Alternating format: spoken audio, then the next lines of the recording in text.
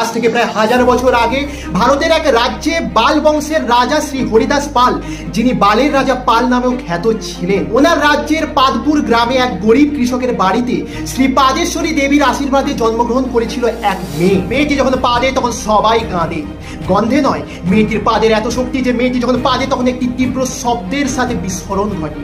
মেয়েটির পিছনের ফুটো থেকে এত জোরে বাতাস বেরোয় যে আশেপাশের সবকিছু উড়ে যায়। পুরো গ্রামের মানুষ মেয়েটিকে পাদের রানী পাদমারানী বলে ডাকত। মেয়েটির এই আজব শক্তির কথা জেনে বালের রাজা পাল মেয়েটির সামনে একটি মোটা লম্বা লোহার নল রেখে মেয়েটিকে নলের পিছনের অংশে পাততে বলল এবং নলের সামনের অংশে একটি পাথর গুঁজে দিল। মেয়েটি এত জোরে পাতলো যে মেয়েটির পিছন থেকে নিঃসৃত বাতাসের চাপে পাথরটি নলের মুখ থেকে বেরিয়ে প্রায় 1 কিলোমিটার দূরে গিয়ে পড়ল। পালের রাজা পাল এই যুদ্ধ কৌশল ব্যবহার করে বহু যুদ্ধে জয়লাভ করেছিল।